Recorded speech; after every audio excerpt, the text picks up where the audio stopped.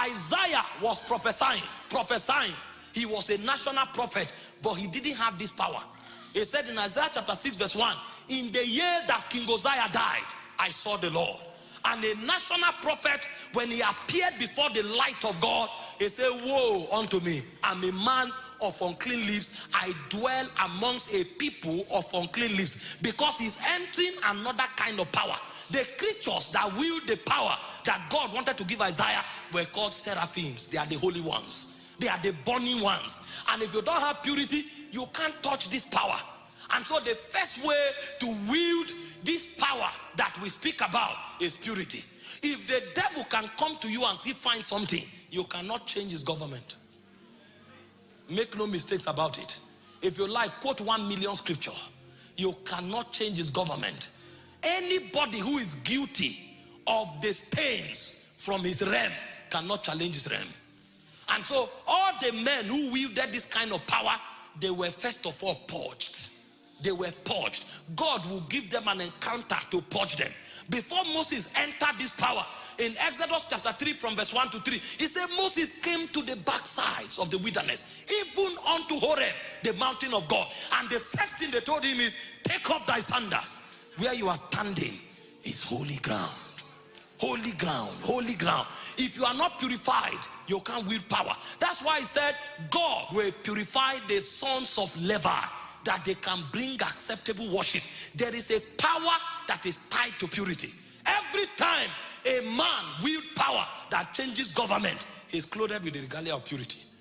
It was spoken about Joseph. Joseph was the first man that shaped Egypt.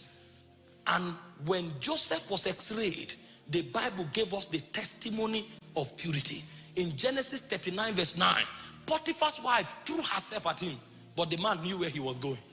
He said, how can I do this evil and sin against God? He went to the prison for 14 years. What others pay money for to have, somebody else paid the price of 14 years imprisonment, but it was a price for a kind of power. If he slept with Potiphar's wife, he would have become the head of the houseboys. He knew the repercussion of refusing the woman. He knew. This is a kind of power that you will pay prices for, but you will be willing to suffer in order for your garment to be pure. Because listen, the Bible said if you have not resisted sin to the point of death, you are not qualified to speak when the immortals are talking. We are not talking about people who are still struggling with masturbation and fornication. We are talking about people who are threatened. That is, either you compromise or you go to jail, and they are willing to go to jail. Sometimes even your ministry can be brought on the line. You will be accused because you refuse to compromise, and you will lose your ministry. But you know that the power is bigger than a physical organization. How can I do this evil and sin against God? And this guy was in prison for 14 years, and God kept quiet. And the question you'll be asking yourself is, God, where are you? I thought when I refused to compromise, I should succeed. You are in the police force. They tell you every week here, they bring bribe of 2,000 kwacha. And you say, I don't take bribe. And your boss looks at you and say, how dare you? And they will send you to a village where there's no electricity. And you will be there for 10 years, and God will keep quiet. It's the price for the power of God. You are in government. Every parliament member compromised. You are the only one standing. And when you turn, it looks as if you are naked. Everybody makes you an enemy, but you will stand your ground. They will make you an enemy, but you will stand your ground. When you refuse to back down, a point will come, something will begin to happen. The heavens will begin to move. Will begin to move. The reason we don't see power anymore is because compromise has become a part of our life. For fame, men compromise. For money, men compromise. For opportunities, men compromise. That's why you can't see the powers of the ages to come.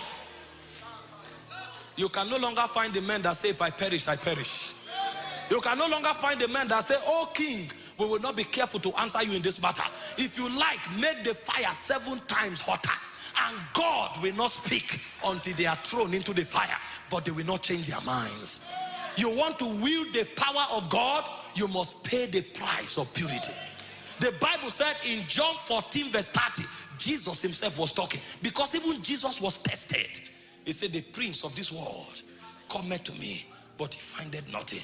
You cannot discomfit the government of the devil if your garment is stained. You can't. You may quote scripture, you may preach excellent messages, but the princes know you have no authority in their realm. You can even use the revelation of the name of Jesus and cast out demons. You cannot touch the government of a prince, because those governments are legalistic governments. If you are a victim and a slave of that government, you cannot challenge that government. For it's a law in the spirit, whoever you yield yourself servant to obey, the servant of him you are, whom you have obeyed. He said, in the year that King Uzziah died, I saw the Lord. How can a national prophet address himself differently in heaven? Everybody on earth calls you a prophet, but in heaven, you are a man of unclean lips. Because when they check you there, they are not moved by word of knowledge. They are moved by the purity of your garment. They will look at you and say, why is your garment stained? Do you not know the requirements? They say your garment must be white and your head must not lack oil. It is the first law of priesthood. This is beyond quoting the scriptures. You can have all the revelation, but if your garment is not pure, you have lost in the game of power. You have lost. You can hide behind closed doors and fornicate with women and come out and say hallelujah. The spirits know. He said in 2 Timothy chapter 2 verse 19, he said, in a large house there are many vessels. He said, God knoweth them that are his. He said, whoever name the name of the Lord must depart from iniquity. For in a large house there are many vessels. He says, some are unto honor, some are unto dishonor. There are many apostles that are unto dishonor. There are many prophets that are unto dishonor. They are calling the name of the Lord, but they are not known in the spirit. Because principalities know men. They have access to the register of the spirit realm. Jesus we know, Paul we know. Who are you? There's a realm where you come. They said, in the name of Jesus, whom Paul preached, they were correct. But who are you? Who are you? Your garment is stained. He said, if a man purges himself, he said, then he will be qualified to handle the master's business. If there's no purity in our doctrine, if there's no purity in our lifestyle, we don't know what power is. Because when princes show up, we will know that we are naked. In 2 Corinthians chapter 6 verse 17, it said, come out from among them. It said, touch not the unclean things. It said, they that name the name of the Lord, they must be pure. They must be pure. There is a power that is only for holy men. That's why when Peter was speaking, he didn't say they were anointed men. He said, knowing this first, no prophecy of the scripture is of any private interpretation. It's a holy men of God, men who are separated unto God, sanctified and purified. Holy men of God, they spake as they were carried by the Spirit of God. These ones, they journey with God in the Spirit because their garment is pure. They can attend meetings in Zion. When the laws of nations are passed, they are there. They can tell you what was uttered about Zambia. They can tell you God's agenda for Zambia for the next 7 years. Because when the legislation was passed, they were there. If this message touched your heart, don't ignore it. Jesus is calling you right now. Sin promises pleasure but leads to emptiness. Christ offers forgiveness, freedom, and a new beginning. Pray with me. Lord Jesus, I surrender my life to you. Forgive me, cleanse me, make me new. I choose to follow you from today. Amen.